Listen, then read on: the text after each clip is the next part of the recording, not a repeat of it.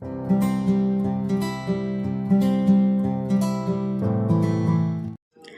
जी, बहुत बहुत स्वागत है जी तुहाडा सब दा अज दी इस वीडियो दे विच। किवें हो तुसीं सारे? मैं उम्मीद करदी हां तुसीं सारे ठीक होवोगे। आपां हाज़र हाँ जी CDP दी नवीं क्लास लैके। आपां अज दी इस वीडियो दे विच जिहड़ा टॉपिक करना है वो करना है जी इंटैलीजेंस यानी कि बुद्धि। ठीक है, जिहड़ा इस तो पिछला चैप्टर आपां ने कवर किया है उहदे विच आपां ने इंटैलीजेंस बारे पढ़िया सी। ठीक है, कि इंटैलीजेंस की हुंदी है, कित्थों इहदा जिहड़ा है जन्म होया, किवें इसदा नाम बनिया, ये सारियां चीज़ां आपां ने पिछले चैप्टर दे विच कवर करियां ने। जेकर तुसीं पिछला चैप्टर नहीं देखिया तो पहला जाके वो वाला चैप्टर देखो, उस तो बाद ही सैकेंड पार्ट जिहड़ा करन दा फायदा है। ठीक है, तो ये जिहड़ी वीडियो है ये इंटैलीजेंस वाले टॉपिक दी सैकेंड पार्ट रहेगी। तो अज दी इस वीडियो दे विच आपां करांगे जी थ्योरीज जिहड़ी कि इंटैलीजेंस दे रिलेटेड ने। ठीक है, इंटैलीजेंस के विषय दे विच किहड़े मनोविग्यानियां द्वारा किहड़ी थ्योरी दित्ती गई है, की कॉन्सैप्ट दिते गए ने, वो सारे आपां अज दी इस वीडियो दे विच जिहड़ा है डिस्कस करन वाले हां। तो आओ स्टार्ट करदे हां जी अज दी वीडियो। सब तो पहला देखो इंटैलीजेंस दीयां काफ़ी सारी थ्योरीज ने। ठीक है, जिहदे विचों आपां ने 8 थ्योरीज जिहड़ियां ने कवर करनियां ही करनियां ने। ये बहुत ही ज़्यादा इंपोर्टेंट ने। तुसीं पिछले प्रीवियस ईयर जिहड़े हैं वो पढ़ के देख लो, चैक करके देख लो। इन्हां थ्योरीज दे विचों 3 तो 4 क्वेश्चन जिहड़े ने हरेक साल बनते ही बनते ने। क्लीयर है? तो इस करके बिल्कुल ध्यान दे नाल कल्ली थ्योरी नूं समझो। एक नाल तुहानूं एक सजैशन जरूर है कि कॉपी पैन आपदा नाल रखिया करो, ताकि जिहड़ा इंपोर्टेंट पॉइंट है जो भी तुहानूं नाल वीडियो दे विच दस्सिया जांदा है वो तुसीं कॉपी ते नाल नोट करी जाया करो। ठीक है जी, तो आओ स्टार्ट करदे हां जी वीडियो। सब तो पहला आपां थ्योरी करदे हां जी सिंगल फैक्टर थ्योरी। एक करके पढ़ांगे। सब तो पहली थ्योरी आपां पढ़ांगे सिंगल फैक्टर थ्योरी, जिहड़ी कि एल्फ्रेड बिनेट के द्वारा दी गई है। ठीक है जी, तो एल्फ्रेड बिनेट कौन ने जी? ये मैं थानू पिछली वीडियो दे विच दस्सिया सी कि इंटैलीजेंस टैसट के जिहड़े पितामा ने वो हैगे ने एल्फ्रेड बिनेट, जिन्हां ने पहली बार इंटैलीजेंस टैसट बनाया सी वो यही ने।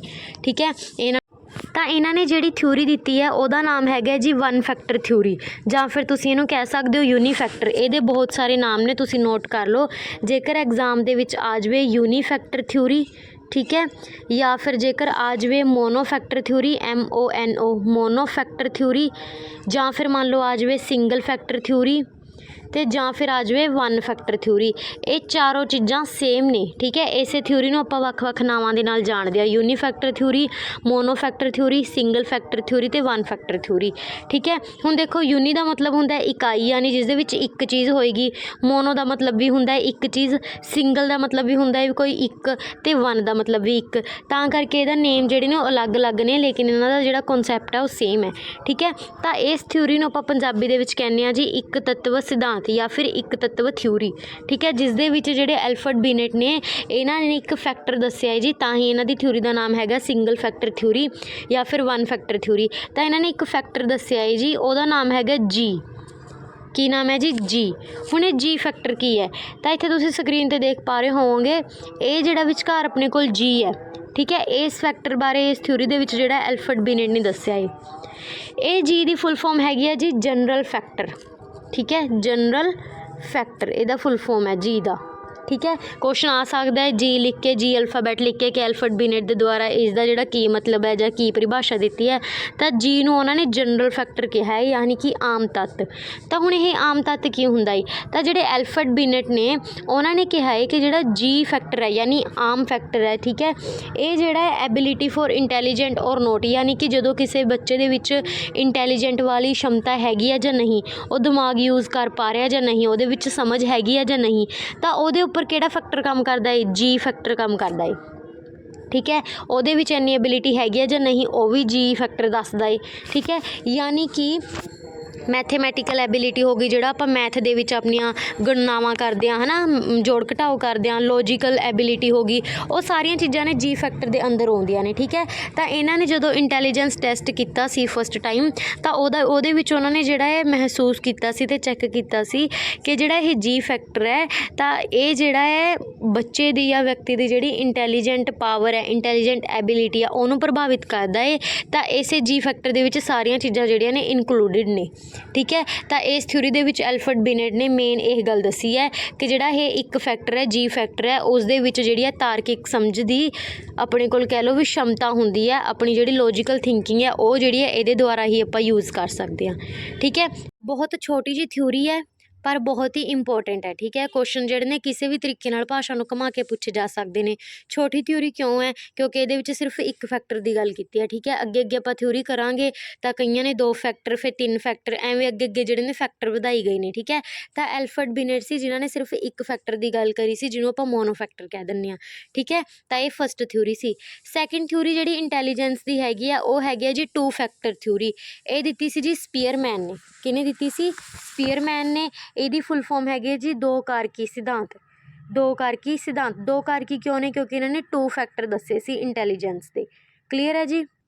ਤਾਂ ਜਿਹੜੇ ਸਪੀਅਰਮੈਨ ਨੇ, ਠੀਕ ਹੈ, ਇਹ ਹੈਗੇ ਨੇ ਬ੍ਰਿਟਿਸ਼ ਸਾਈਕੋਲੋਜਿਸਟ। ਕੌਣ ਨੇ ਜੀ? ਬ੍ਰਿਟਿਸ਼ ਸਾਈਕੋਲੋਜਿਸਟ ਨੇ। ਇਹਨਾਂ ਦਾ ਪੂਰਾ ਨਾਮ ਹੈਗਾ ਸੀ ਜੀ ਚਾਰਲਸ ਐਡਵਰਡ ਸਪੀਅਰਮੈਨ। ਇੱਥੇ ਤੁਸੀਂ ਦੇਖ ਵੀ ਸਕਦੇ ਹੋ। ਠੀਕ ਹੈ, ਸਪੀਅਰਮੈਨ ਵੀ ਕਹਿ ਦਿੰਦੇ ਆ ਜਾਂ ਫਿਰ ਫੁੱਲ ਫਾਰਮ ਵੀ ਆ ਜਾਂਦੀ ਹੈ ਚਾਰਲਸ ਐਡਵਰਡ ਸਪੀਅਰਮੈਨ। ਇਹਨਾਂ ਦੁਆਰਾ ਜਿਹੜੀ ਇਹ 2 ਫੈਕਟਰ ਥਿਊਰੀ ਆ ਉਹ ਦਿੱਤੀ ਗਈ ਸੀ। ਇਹ ਤਸਵੀਰ ਤੁਸੀਂ ਦੇਖ ਸਕਦੇ ਹੋ ਇਹਨਾਂ ਦੀ।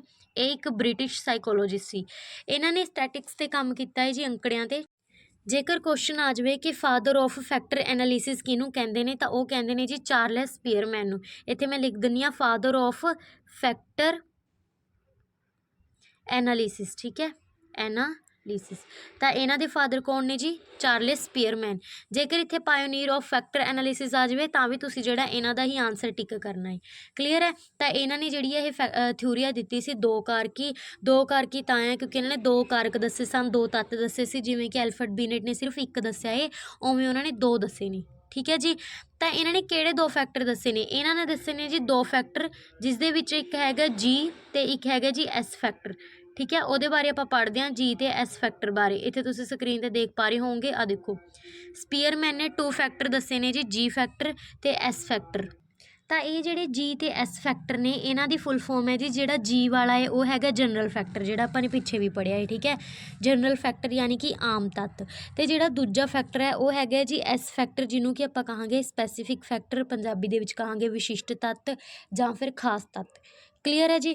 ਹੁਣ ਆਪਾਂ ਇਹਦੇ ਬਾਰੇ ਜਿਹੜਾ ਦੋਨਾਂ ਦੇ ਵਿੱਚ ਅੰਤਰ ਸਮਝਦੇ ਹਾਂ ਜੀ, ਜਿਹੜਾ ਕਿ ਸਪੀਅਰਮੈਨ ਦੇ ਦੁਆਰਾ ਦਿੱਤਾ ਗਿਆ ਏ। ਤਾਂ ਇਸ ਦੇ ਵਿੱਚ ਕੁਛ ਮਾਈਨਰ ਜਿਹੜੇ ਨੇ ਅੰਤਰ ਨੇ, ਉਹ ਵੀ ਤੁਸੀਂ ਇੱਥੇ ਦੇਖ ਸਕਦੇ ਹੋ। ਤਾਂ ਦੇਖੋ, ਸਪੀਅਰਮੈਨ ਦੀ ਜਿਹੜੀ 2 ਫੈਕਟਰ ਥਿਊਰੀ ਹੈ, ਉਹ ਕਹਿੰਦੀ ਹੈ according to him intellectual abilities are comprised of 2 factors. ਯਾਨੀ ਕਿ ਉਹ ਕਹਿੰਦੇ ਵੀ ਜਿਹੜੀ ਇੰਟੈਲੈਕਚੁਅਲ ਐਬਿਲਿਟੀਜ਼ ਹੁੰਦੀਆਂ ਨੇ, ਜਿਹੜੀ ਬੁੱਧੀ ਵਾਲੀ क्षमता ਹੈ, ਇੰਟੈਲੈਕਚੁਅਲ क्षमता ਹੈ, ਠੀਕ ਹੈ, ਉਹ ਸਾਰੀਆਂ ਜਿਹੜੀਆਂ ਨੇ 2 ਫੈਕਟਰ ਨਾਲ ਪ੍ਰਭਾਵਿਤ ਹੁੰਦੀਆਂ ਨੇ, ਤੇ 2 ਹੀ ਫੈਕਟਰ ਉਹਦੇ 'ਤੇ ਕੰਮ ਕਰਦੇ ਨੇ। ਇੱਕ ਦੱਸਿਆ ਜਨਰਲ ਐਬਿਲਿਟੀ ਜਾਂ ਜੀ ਫੈਕਟਰ, ਦੂਜਾ ਹੈਗਾ ਸਪੈਸੀਫਿਕ ਐਬਿਲਿਟੀਜ਼, ਜਿਹਨੂੰ ਕਿ ਆਪਾਂ ਐਸ ਫੈਕਟਰ ਕਹਿ ਦਿੰਦੇ ਹਾਂ। ਠੀਕ ਹੈ ਜੀ? ਤਾਂ ਹੁਣ ਆਪਾਂ ਇੱਕ ਇੱਕ ਕਰਕੇ ਪੜ੍ਹਦੇ ਹਾਂ। ਪਹਿਲਾਂ ਆਪਾਂ ਜੀ ਫੈਕਟਰ ਬਾਰੇ ਪੜ੍ਹਾਂਗੇ। ਜੀ ਫੈਕਟਰ ਜਿਹੜਾ ਯੂਨੀਵਰਸਲ ਹੁੰਦਾ ਹੈ, ਯਾਨੀ ਕਿ ਸਾਰਿਆਂ ਦੇ ਵਿੱਚ ਹੈ, ਤੁਹਾਡੇ 'ਚ, ਆਸ-ਪਾਸ ਸਭ ਦੇ ਵਿੱਚ ਜੀ ਫੈਕਟਰ ਹੈ। ਠੀਕ ਹੈ, ਇਹ ਯੂਨੀਵਰਸਲ ਹੁੰਦਾ ਹੈ, ਸਾਰਿਆਂ ਦੇ ਵਿੱਚ ਹੁੰਦਾ ਹੈ। ਇਨਬੋਰਨ ਐਬਿਲਿਟੀ, ਯਾਨੀ ਕਿ ਇਹ ਜਨਮ ਤੋਂ ਹੀ ਹੁੰਦਾ ਹੈ। ਇਹ ਨਹੀਂ ਹੈਗਾ ਵੀ ਉਹ ਬਾਹਰ ਜਾ ਕੇ ਜਿਹੜਾ ਉਸਨੂੰ ਅਡੈਪਟ ਕਰ ਲਿਆ ਜਾਂ ਆਪਾਂ ਨੇ ਸਿੱਖ ਲਿਆ, ਨੋ, ਇਹ ਜਨਮ ਤੋਂ ਹੀ ਹੁੰਦਾ ਹੈ। ਠੀਕ ਹੈ, ਇਨਬੋਰਨ ਐਬਿਲਿਟੀ ਹੁੰਦੀ ਹੈ ਇਹ, ਤੇ ਯੂਨੀਵਰਸਲ ਹੁੰਦਾ ਹੈ। ਸੈਕਿੰਡ ਪੁਆਇੰਟ ਕਹਿੰਦਾ ਹੈ it is general mental energy, ਯਾਨੀ ਕਿ ਆਮ ਜਿਹੜੀ ਮੈਂਟਲ ਐਨਰਜੀ ਹੁੰਦੀ ਹੈ, ਆਮ ਮੈਂਟਲ ਲੈਵਲ ਹੁੰਦਾ ਹੈ, ਉਸ ਨੂੰ ਆਪਾਂ ਜੀ ਫੈਕਟਰ ਕਹਿ ਦਿੰਦੇ ਹਾਂ। ਠੀਕ ਹੈ, ਇਹ ਕੌਨਸਟੈਂਟ ਹੁੰਦਾ ਹੈ। The amount of g differs from individual to individual, ਯਾਨੀ ਕਿ ਹੁਣ ਦੇਖੋ ਕਿਸੇ ਦੇ, ਹੁਣ ਜੀ ਇਹਨਾਂ ਨੇ ਕਿਹਾ ਵੀ ਜਿਹੜਾ ਜੀ ਫੈਕਟਰ ਹੈ ਉਹ ਵੱਖ-ਵੱਖ ਹੋ ਸਕਦਾ ਹੈ ਹਰੇਕ ਵਿਅਕਤੀ ਦੇ ਵਿੱਚ। ਇੰਡੀਵਿਜੂਅਲ ਯਾਨੀ ਇੱਕ ਦੂਜੇ ਤੋਂ ਵੱਖ।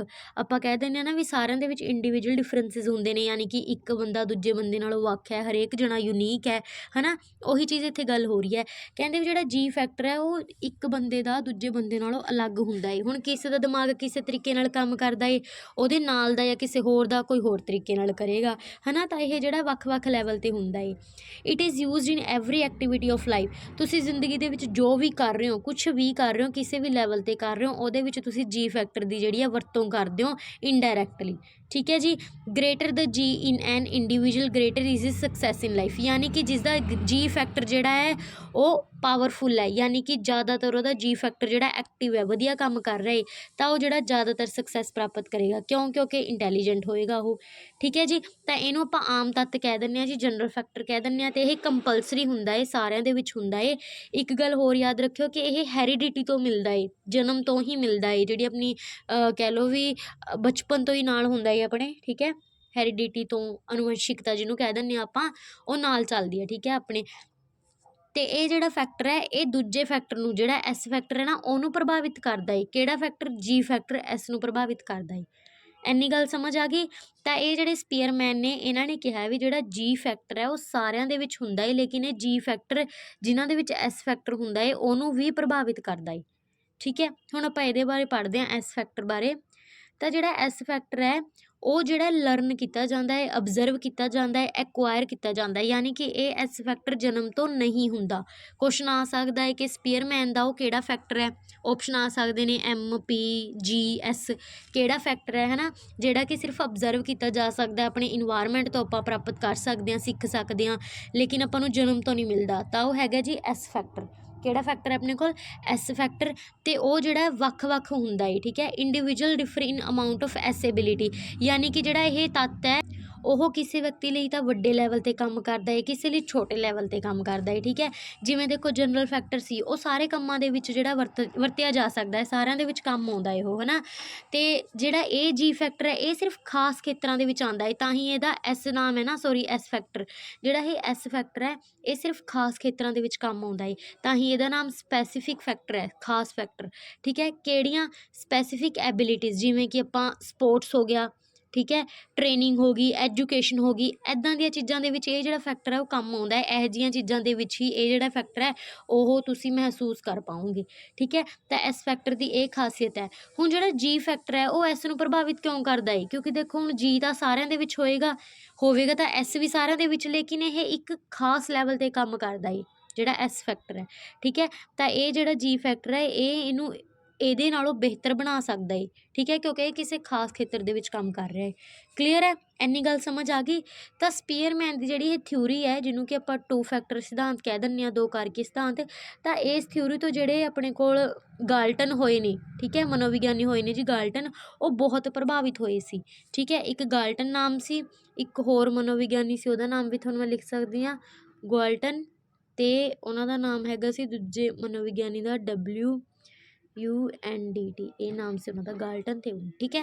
ਇਹਨਾਂ ਦੋਹਾਂ ਜਿਹੜੇ ਮਨੋਵਿਗਿਆਨੀ ਨੇ ਇਹਨਾਂ ਦੋਹਾਂ ਨੇ ਬਹੁਤ ਜਿਹੜਾ ਪ੍ਰਭਾਵ ਮਹਿਸੂਸ ਕਰਿਆ ਸੀ ਇਸ ਥਿਊਰੀ ਦਾ, ਬਹੁਤ ਪ੍ਰਭਾਵਿਤ ਹੋਏ ਸੀ ਉਹ। ਠੀਕ ਹੈ ਜੀ, ਤਾਂ ਇਹ ਥਿਊਰੀ ਹੈਗੀ ਸੀ ਜੀ ਸਪੀਅਰਮੈਨ ਦੀ। ਤਾਂ ਮੈਂ ਤੁਹਾਨੂੰ ਸਟਾਰਟਿੰਗ ਦੇ ਵਿੱਚ ਦੱਸੀਆਂ ਨੇ ਇਹ ਥਿਊਰੀਆਂ ਨੇ, ਜਿਸ ਦੇ ਵਿੱਚੋਂ ਆਪਾਂ ਨੇ ਫਸਟ ਥਿਊਰੀ ਕਰ ਲਈ ਐਲਫਰਡ ਬਿਨੇਟ ਦੀ, ਸੈਕਿੰਡ ਥਿਊਰੀ ਕਰ ਲਈ ਆਪਾਂ ਨੇ ਸਪੀਅਰਮੈਨ ਦੀ। ਹੁਣ ਆਪਾਂ ਥਰਡ ਥਿਊਰੀ ਕਰਨ ਜਾ ਰਹੇ ਹਾਂ ਜਿਸ ਦਾ ਨਾਮ ਹੈ 3 ਕਾਰਕੀ ਸਿਧਾਂਤ, ਜਿਹੜੀ ਕਿ ਦਿੱਤੀ ਹੋਈ ਹੈ ਸਟਰਨਬਰਗ ਦੇ ਦੁਆਰਾ। ਠੀਕ ਹੈ, ਤੀਜੀ ਥਿਊਰੀ ਜਿਹੜੀ ਹੈ ਉਹ ਸਟਰਨਬਰਗ ਦੇ ਦੁਆਰਾ ਦਿੱਤੀ ਹੋਈ ਹੈ, ਜਿਸ ਦਾ ਨਾਮ ਹੈਗਾ ਆਪਣੇ ਕੋਲ 3 ਕਾਰਕੀ ਸਿਧਾਂਤ। ਤਾਂ ਹੁਣ ਦੇਖੋ ਆਪਾਂ ਨੇ ਪਹਿਲਾ ਸਿਧਾਂਤ ਪੜ੍ਹਿਆ, ਯਾਨੀ 1 ਕਾਰਕੀ ਵੀ ਪੜ੍ਹ ਲਿਆ, ਆਪਾਂ ਨੇ 2 ਕਾਰਕੀ ਵੀ ਪੜ੍ਹ ਲਿਆ, ਹੁਣ ਆਪਾਂ 3 ਕਾਰਕੀ ਵਾਲਾ ਪੜ੍ਹਾਂਗੇ। ਠੀਕ ਹੈ, ਤਾਂ ਜਿਹੜਾ ਸਟਰਨਬਰਗ ਮਨੋਵਿਗਿਆਨੀ ਹੋਇਆ ਉਹਨੇ ਦਿੱਤਾ ਇਹ 3 ਕਾਰਕੀ ਸਿਧਾਂਤ, ਜਿਸ ਨੂੰ ਇੰਗਲਿਸ਼ ਦੇ ਵਿੱਚ ਆਪਾਂ ਕਹਾਂਗੇ ਟਰਾਇਆਰਕਿਕ ਥਿਊਰੀ। ਠੀਕ ਹੈ, ਟਰਾਇਆਰਕਿਕ ਥਿਊਰੀ ਆਫ ਇੰਟੈਲੀਜੈਂਸ।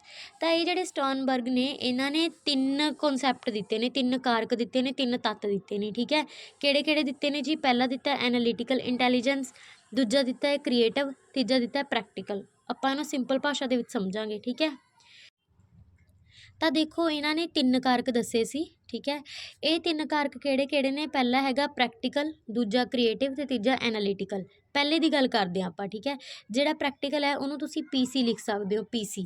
P ਯਾਨੀ ਪ੍ਰੈਕਟੀਕਲ, C ਯਾਨੀ ਕੰਟੈਕਸਚੁਅਲ, ਕੰਟੈਕਸਟ ਯਾਨੀ ਸੰਦਰਭ ਦੇ ਅਨੁਸਾਰ, ਆਪਾਂ ਕਹਿ ਦਿੰਦੇ ਹਾਂ ਨਾ ਚੈਪਟਰ ਦੇ ਸੰਦਰਭ ਦੇ ਅਕੋਰਡਿੰਗ ਦੱਸੋ, ਹੈ ਨਾ।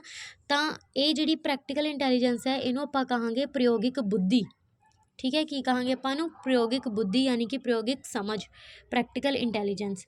ਤਾਂ ਇਹਦੇ ਵਿੱਚ ਕੀ ਹੁੰਦਾ ਹੈ? ਇਹਦੇ ਵਿੱਚ ਵਧੀਆ ਕੰਮ ਵਾਲੇ, ਸੰਦਰਭ ਦੇ ਅਨੁਸਾਰ ਜਿਹੜੇ ਫੈਸਲਾ ਕਰਦੇ ਨੇ, ਹੈ ਨਾ, ਸੋਸ਼ਲ ਬਿਹੇਵੀਅਰ ਜਿਨ੍ਹਾਂ ਦਾ ਵਧੀਆ ਹੁੰਦਾ ਹੈ, ਉਹ ਸਾਰੇ ਲੋਕ ਆ ਜਾਂਦੇ ਨੇ। ਅਤੇ ਇਹ ਜਿਹੜੀ ਇੱਕ ਤਰੀਕੇ ਦੀ ਅਜਿਹੀ ਐਬਿਲਿਟੀ ਹੁੰਦੀ ਹੈ ਜਿਸ ਦੇ ਰਾਹੀਂ ਆਪਾਂ ਜ਼ਿੰਦਗੀ ਦੇ ਡੇਲੀ ਦੇ, ਜੋ ਆਪਾਂ ਡੇਲੀ ਜ਼ਿੰਦਗੀ ਦੇ ਵਿੱਚ ਕਰ ਰਹੇ ਹਾਂ, ਆਪਾਂ ਡੇਲੀ ਨਵੇਂ ਨਵੇਂ ਤਜਰਬੇ ਕਰਦੇ ਹਾਂ, ਨਵਾਂ ਨਵਾਂ ਸਿੱਖਦੇ ਹਾਂ, ਹੈ ਨਾ, ਉਹਨਾਂ ਸਾਰੀਆਂ ਚੀਜ਼ਾਂ ਨੂੰ ਸਮਝਣ ਦੇ ਅਤੇ ਅਡੈਪਟ ਕਰਨ ਦੇ ਕੰਮ ਆਉਂਦੀ ਹੈ। ਅਤੇ ਇਹ ਨਾ ਕੁਝ ਖਾਸ ਜਿਹੜੇ ਨੇ ਬਣਦੇ ਨੇ, ਜਿਵੇਂ ਐਗਜ਼ਾਮਪਲ ਦੇ ਤੌਰ 'ਤੇ ਪਲੰਬਰ ਹੋ ਗਿਆ। ਹੁਣ ਇਸ ਥਿਊਰੀ ਇਸ ਟੌਪਿਕ ਦੇ ਵਿੱਚ ਆਪਾਂ ਪਲੰਬਰ ਨੂੰ ਐਡ ਕਰ ਸਕਦੇ ਹਾਂ ਪ੍ਰੈਕਟੀਕਲ ਇੰਟੈਲੀਜੈਂਸ ਦੇ ਵਿੱਚ। ਠੀਕ ਹੈ, ਹੁਣ ਦੇਖੋ ਇੱਕ ਆਮ ਵਿਅਕਤੀ ਹੈ ਜਿਹਨੂੰ ਪਲੰਬਰ ਦਾ ਕੋਈ ਕੰਮ ਨਹੀਂ ਆਉਂਦਾ, ਜਾਂ ਉਹਨੂੰ ਕੁਛ ਵੀ ਨਹੀਂ ਆਉਂਦਾ ਪਲੰਬਰ ਦੇ ਰਿਲੇਟਿਡ। ਠੀਕ ਹੈ, ਦੂਜਾ ਆਪਣੇ ਕੋਲ ਪਲੰਬਰ ਹੈ, ਉਹ ਸਾਰੇ ਕੰਮ ਕਰ ਲੂਗਾ, ਹੈ ਨਾ। ਤਾਂ ਇਹ ਜਿਹੜਾ ਪਲੰਬਰ ਹੈ ਉਹਨੇ ਕੀ ਕਰਿਆ? ਉਹਨੇ ਪ੍ਰੈਕਟੀਕਲ ਕਰ ਕਰਕੇ ਦੇਖੇ ਕੰਮ ਨੂੰ ਸਿੱਖਣ ਦੇ ਲਈ, ਹੈ ਨਾ। ਤਾਂ ਉਹ ਜਿਹੜਾ ਸਾਹਮਣੇ ਵਾਲਾ ਵਿਅਕਤੀ ਹੈ ਜਿਹਨੂੰ ਕੁਛ ਵੀ ਨਹੀਂ ਆਉਂਦਾ, ਉਹਨੂੰ ਚਾਹੇ ਤੁਸੀਂ ਕੋਈ ਵੀ ਕੰਮ ਦੇ ਦਿਓ ਪਲੰਬਰ ਦੇ ਰਿਲੇਟਿਡ, ਉਹ ਕਰ ਨਹੀਂ ਪਾਊਗਾ, ਕਿਉਂਕਿ ਉਹਨੇ ਸਿੱਖਿਆ ਹੀ ਨਹੀਂ, ਉਹਨੂੰ ਆਉਂਦਾ ਹੀ ਨਹੀਂ, ਹੈ ਨਾ। ਜਦ ਕਿ ਜਿਹੜਾ ਦੂਜਾ ਮਨੁੱਖ ਹੈ, ਜਿਹੜਾ ਪਲੰਬਰ ਹੈ, ਉਹ ਸਾਰੇ ਕੰਮ ਕਰ ਦੂਗਾ। ਕਿਉਂ? ਕਿਉਂਕਿ ਉਹਦੇ ਬਿਹੇਵੀਅਰ ਦੇ ਵਿੱਚ ਇਹੋ ਜਿਹੀ ਚੀਜ਼ਾਂ ਜਿਹੜੀਆਂ ਨੇ ਉਹਨੇ ਐਡ ਕਰ ਲਈਆਂ, ਅਡੈਪਟ ਕਰ ਲਈਆਂ, ਜੋ ਕਿ ਉਹ ਡੇਲੀ ਰੋਜ਼ਾਨਾ ਜ਼ਿੰਦਗੀ ਦੇ ਵਿੱਚ ਯੂਜ਼ ਕਰ ਰਿਹਾ ਹੈ, ਪ੍ਰੈਕਟੀਕਲ ਕਰ ਰਿਹਾ ਹੈ।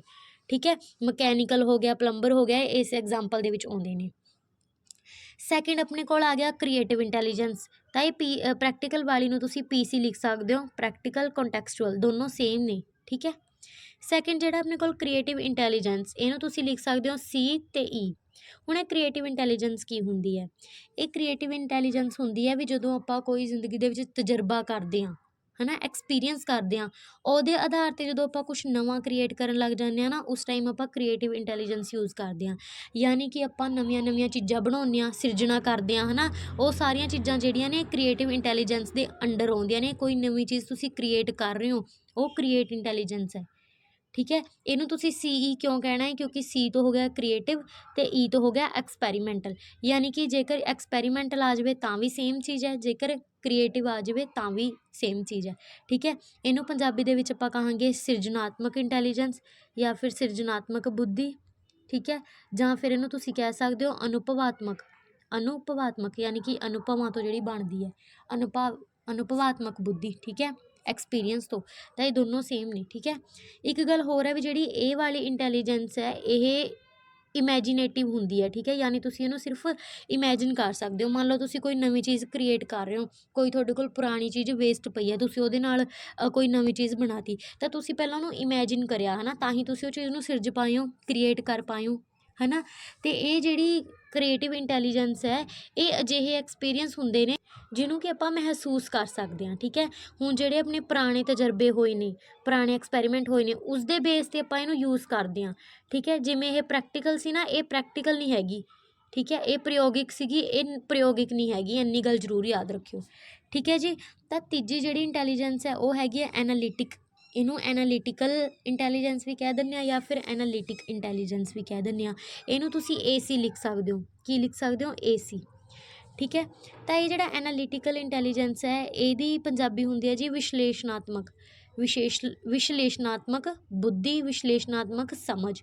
ਹੁਣ AC ਕਿਉਂ ਲਿਖਵਾਇਆ? A ਤੋਂ ਐਨਾਲਿਟੀਕਲ, C ਤੋਂ ਕੰਪੈਂਸ਼ੀਅਲ।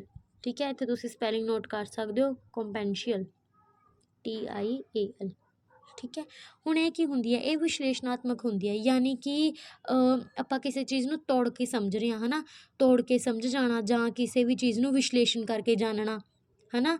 ਜਦੋਂ ਆਪਾਂ ਕਿਤੇ ਲੌਜਿਕ ਲਗਾ ਰਹੇ ਹੁੰਦੇ ਹਾਂ, ਲੌਜਿਕ ਐਬਿਲਿਟੀ ਯੂਜ਼ ਕਰਦੇ ਹਾਂ, ਹੈ ਨਾ, ਉਹਨੂੰ ਆਪਾਂ ਐਨਾਲਿਟਿਕ ਕਹਿ ਦਿੰਦੇ ਹਾਂ। ਇੱਥੇ ਤੁਸੀਂ ਦੇਖ ਸਕਦੇ ਹੋ, ਦੇਖੋ, ਮੈਂਟਲ ਸਟੈਪਸ ਔਰ component used to solve problem. ਜਦੋਂ ਕਿਸੇ ਪ੍ਰੋਬਲਮ ਨੂੰ ਆਪਾਂ ਸੋਲਵ ਕਰਦੇ ਹਾਂ, ਆਪਾਂ ਟੁਕੜਿਆਂ 'ਚ ਕਰਦੇ ਹਾਂ ਨਾ, ਪਹਿਲਾਂ ਆਪਾਂ ਪ੍ਰੋਬਲਮ ਨੂੰ ਸਮਝਦੇ ਹਾਂ ਕੀ ਹੈ, ਫਿਰ ਆਪਾਂ ਉਹਦਾ ਸੋਲਿਊਸ਼ਨ ਦੇਖਦੇ ਹਾਂ, ਫਿਰ ਆਪਾਂ ਸੋਲਿਊਸ਼ਨ ਕਰਕੇ ਦੇਖਦੇ ਹਾਂ ਵੀ ਹੱਲ ਹੋ ਸਕਦੇ ਆ ਜਾਂ ਨਹੀਂ, ਫਿਰ ਆਪਾਂ ਜਦੋਂ ਹੁੰਦਾ ਨਹੀਂ ਫਿਰ ਆਪਾਂ ਦੂਜਾ ਸੋਲਿਊਸ਼ਨ ਦੇਖਦੇ ਹਾਂ, ਯਾਨੀ ਆਪਾਂ ਤੋੜ ਕੇ ਸਿੱਖਦੇ ਹਾਂ, ਹੈ ਨਾ। ਤਾਂ ਇਹ ਜਿਹੜੀ ਇੰਟੈਲੀਜੈਂਸ ਹੈ, ਇਹਨੂੰ ਤੋੜ ਕੇ ਸਮਝਣਾ ਨਾ ਕਹਿ ਸਕਦੇ ਹੋ ਤੁਸੀਂ, ਜਦੋਂ ਕਿਸੇ ਚੀਜ਼ ਨੂੰ ਤੁਸੀਂ ਵਿਸ਼ਲੇਸ਼ਣ ਦੇ ਨਾਲ, ਧਿਆਨ ਦੇ ਨਾਲ ਦੇਖਦੇ ਹੋ।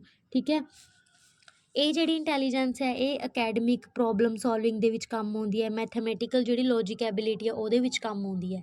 ਠੀਕ ਹੈ, ਤਾਂ ਇਹ ਜਿਹੜਾ ਟਰਾਇਆਰਕਿਕ ਥਿਊਰੀ ਦਿੱਤੀ ਸੀ, ਇਹ ਦਿੱਤੀ ਸੀ ਜੀ, ਇਹਨੂੰ ਆਪਾਂ PCA ਥਿਊਰੀ ਵੀ ਕਹਿ ਸਕਦੇ ਹਾਂ। PCA ਯਾਨੀ ਪ੍ਰੈਕਟੀਕਲ, C ਯਾਨੀ ਕ੍ਰੀਏਟਿਵ ਅਤੇ A ਯਾਨੀ ਐਨਾਲਿਟੀਕਲ ਇੰਟੈਲੀਜੈਂਸ, ਜਿਹੜਾ ਆਪਾਂ ਨੇ ਪੜ੍ਹਿਆ ਹੈ।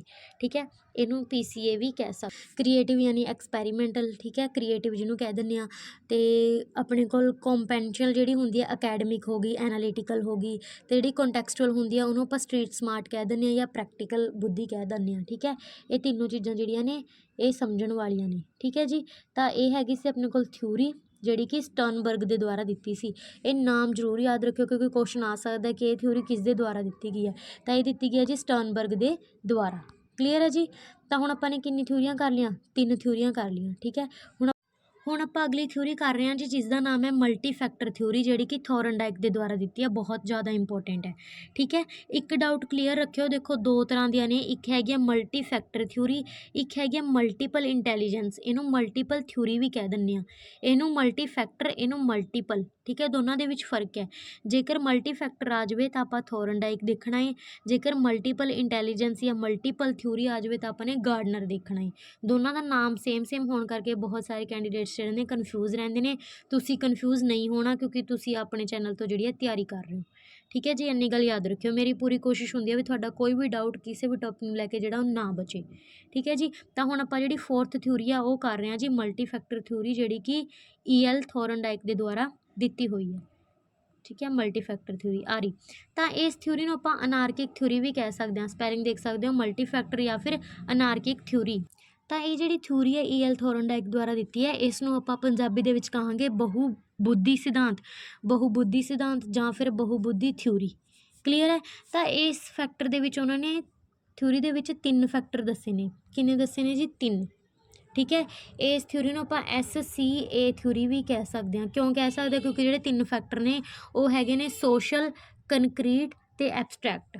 ਅੱਗੇ ਆਪਾਂ ਡਿਟੇਲ ਦੇ ਵਿੱਚ ਪੜ੍ਹਦੇ ਹਾਂ। ਠੀਕ ਹੈ, ਅਤੇ ਇੱਕ ਗੱਲ ਹੋਰ ਯਾਦ ਰੱਖਿਓ, ਜਿਹੜੇ E.L. ਥੋਰਨਡਾਈਕ ਨੇ ਉਹਨਾਂ ਨੇ ਇਹ ਗੱਲ ਸਾਫ਼ ਤੌਰ 'ਤੇ ਕਹੀ ਹੈ, he believed that there was nothing like general ability. ਯਾਨੀ ਕਿ ਉਹਨਾਂ ਨੇ ਜੀ ਫੈਕਟਰ ਨੂੰ, ਆਮ ਐਬਿਲਿਟੀ ਨੂੰ ਨੈਗਲੈਕਟ ਕਰਤਾ। ਉਹ ਕਹਿੰਦੇ ਜੀ ਫੈਕਟਰ ਨਾਮ ਦੀ ਕੋਈ ਚੀਜ਼ ਨਹੀਂ ਹੁੰਦੀ। ਠੀਕ ਹੈ, ਕਿਹਨੇ ਕਿਹਾ? ਇਹ E.L. ਥੋਰਨਡਾਈਕ ਨੇ। ਤਾਂ ਇਹਨਾਂ ਨੇ ਜਿਹੜੇ 3 ਆਪਣੇ ਕੋਲ ਫੈਕਟਰ ਦਿੱਤੇ ਨੇ ਉਹ ਦਿੱਤੇ ਨੇ ਜੀ, ਪਹਿਲਾ ਹੈਗਾ S ਤੋਂ ਸੋਸ਼ਲ ਇੰਟੈਲੀਜੈਂਸ। ਠੀਕ ਹੈ, ਦੂਜਾ ਹੈਗਾ C ਤੋਂ ਕੰਕਰੀਟ ਇੰਟੈਲੀਜੈਂਸ ਅਤੇ ਤੀਜਾ ਹੈਗਾ A ਤੋਂ ਐਬਸਟਰੈਕਟ। ਠੀਕ ਹੈ, ਸੋਸ਼ਲ ਯਾਨੀ ਸਮਾਜਿਕ, C ਤੋਂ ਕੰਕਰੀਟ ਯਾਨੀ ਮੂਰਤ, ਜਿਹਨੂੰ ਦੇਖਿਆ ਜਾ ਸਕਦਾ ਹੈ।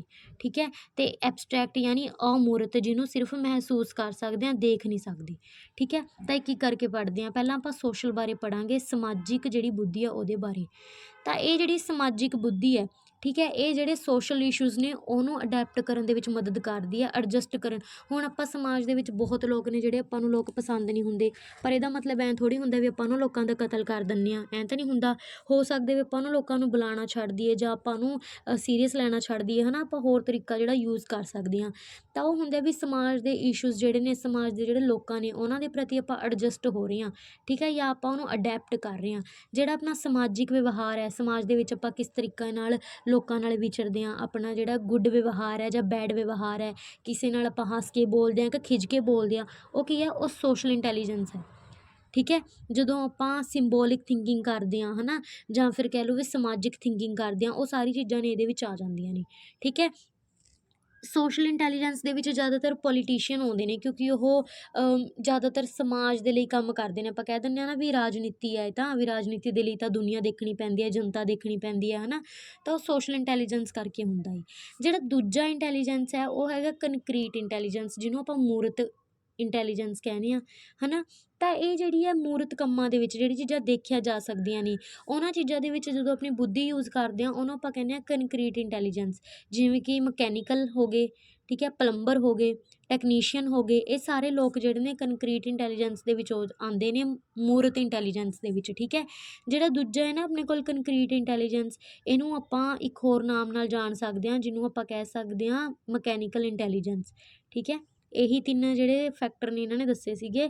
ਸੋਸ਼ਲ ਮੈਂ ਤੁਹਾਨੂੰ ਸਮਝਾ ਚੁੱਕੀ ਹਾਂ। ਠੀਕ ਹੈ, ਸਮਾਜਿਕ, ਅਤੇ ਇਹ ਆਪਾਂ ਸਮਝ ਰਹੇ ਜਿਹਨੂੰ ਆਪਾਂ ਕੰਕਰੀਟ ਜਾਂ ਮੂਰਤ ਵੀ ਕਹਿ ਦਿੰਦੇ ਹਾਂ। ਠੀਕ ਹੈ, ਇਹ ਕਿਹਨਾਂ ਦੇ ਵਿੱਚ ਹੁੰਦੀ ਹੈ? ਟੈਕਨੀਸ਼ੀਅਨ ਹੋ ਗਏ, ਮਕੈਨਿਕ ਹੋ ਗਏ, ਹੈ ਨਾ, ਪਲੰਬਰ ਹੋ ਗਏ, ਇਹਨਾਂ ਦੇ ਵਿੱਚ ਉਹ ਜਿਹੜੀ ਇਹ ਇੰਟੈਲੀਜੈਂਸ ਹੈ ਉਹਨੂੰ ਯੂਜ਼ ਕਰਦੇ ਨੇ।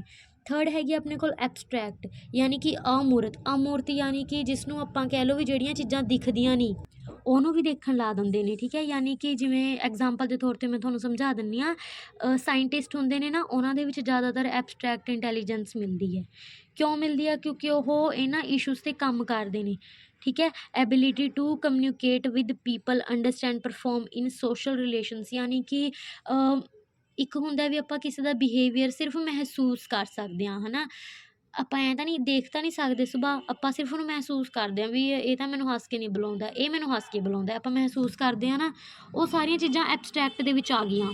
ਠੀਕ ਹੈ, ਇੰਨੀ ਗੱਲ ਸਮਝ ਆ ਗਈ। ਤਾਂ ਇਹਨੂੰ ਆਪਾਂ ਕਹਾਂਗੇ ਅਮੂਰਤ, ਜਿਹੜੀ ਇੰਟੈਲੀਜੈਂਸ ਨੂੰ ਆਪਾਂ ਦੇਖ ਨਹੀਂ ਸਕਦੇ, ਜਾਂ ਫਿਰ ਜਿਹਨੂੰ ਆਪਾਂ ਅਜਿਹੇ ਕੰਮਾਂ ਦੇ ਵਿੱਚ ਯੂਜ਼ ਕਰ ਸਕਦੇ ਹਾਂ ਜਿਹੜੀਆਂ ਆਪਾਂ ਦੇਖ ਨਹੀਂ ਸਕਦੇ। ਕਲੀਅਰ ਹੈ ਜੀ, ਇਹ ਗੱਲ ਸਮਝ ਆ ਗਈ। ਤਾਂ ਇਹ ਆਪਣੀ ਥਿਊਰੀ ਸੀ ਜੀ ਆਪਣੇ ਕੋਲ E.L. ਥੋਰਨਡਾਈਕ ਦੀ, ਜਿਸ ਦੇ ਵਿੱਚ ਉਹਨਾਂ ਨੇ 3 ਕਾਰਕਾਂ 'ਤੇ ਬਹੁਬੁੱਧੀ ਸਿਧਾਂਤ ਜਿਹੜਾ ਹੈ ਪੇਸ਼ ਕੀਤਾ ਹੈ। 3 ਫੈਕਟਰ ਦਿੱਤੇ ਨੇ ਜਿਹਦੇ ਵਿੱਚ ਉਹਨਾਂ ਨੇ, ਠੀਕ ਹੈ, ਜਿਸ ਦੇ ਵਿੱਚ ਇੱਕ ਸੋਸ਼ਲ ਹੈ, ਇੱਕ ਐਬਸਟਰੈਕਟ ਹੈ, ਇੱਕ ਮਕੈਨੀਕਲ ਜਾਂ ਫਿਰ ਕੰਕਰੀਟ ਹੈ। ਇੰਨੀ ਗੱਲ ਸਮਝ ਆ ਗਈ। ਤਾਂ ਹੁਣ ਆਪਾਂ ਨੇ ਕਿੰਨੀਆਂ ਥਿਊਰੀ ਕਰ ਲਈ? ਤਾਂ ਆਪਾਂ ਨੇ 4 ਥਿਊਰੀਜ਼ ਕਰ ਲਈਆਂ। ਠੀਕ ਹੈ, ਸਿੰਗਲ ਫੈਕਟਰ ਵਾਲੀ ਹੋ ਗਈ ਇੱਕ ਕਰਕੇ, 2 ਫੈਕਟਰ ਹੋ ਗਈ, ਟਰਾਇਆਰਕਿਕ ਹੋ ਗਈ ਅਤੇ ਮਲਟੀ ਫੈਕਟਰ ਥਿਊਰੀ ਹੋ ਗਈ।